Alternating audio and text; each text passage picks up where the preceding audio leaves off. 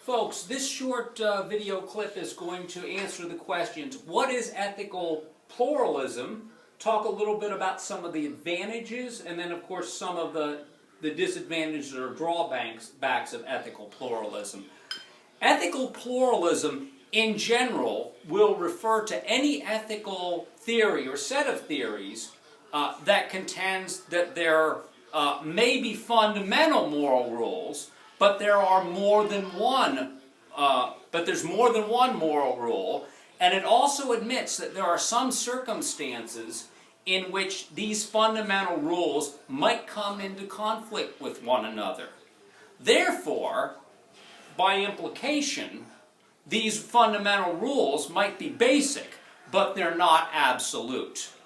Now, one of the advantages of the idea of a pluralistic moral theories is it allows for the possibility that there might be more than one moral rule that's important in itself. More than one moral rule that we might believe that we ought to take seriously. And it also recognizes various sets of moral values that may not be directly related to one particular principle. So it allows for more openness to other moral values than a lot of our absolute moral theories do. Notice also that if our rules are not absolute, it's quite possible that it might be not just permissible, but that it might be right to break certain rules if there are overriding concerns.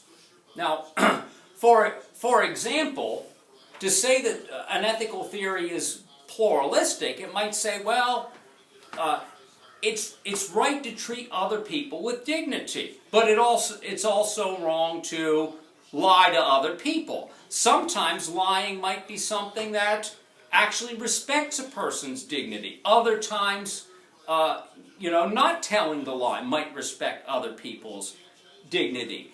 In other words, it leaves a fair amount of wiggle room, which at least on the surface looks like an advantage. Now, some of the disadvantages of ethical pluralism are as follows. Some critics of ethical pluralism suggest that once you contend that there are certain rules that are not absolute, it seems to open the proverbial floodgates to relativism. In other words, and this is the way relativism is sometimes conveyed, there is no absolute way to judge whether we've done the right thing or not.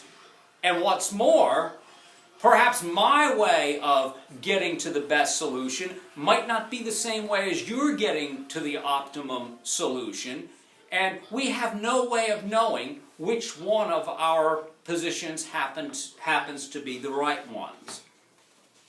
So I'll repeat just a little bit. Critics of pluralism will contend that once you've said that there are no absolute moral rules, that will end up causing a problem for any kind of meaningful moral evaluation. But the pluralists would contend that there are obvious cases where there are rules that might look absolute on the surface, but we indeed would say, well, in this case, we would be better off breaking that moral rule.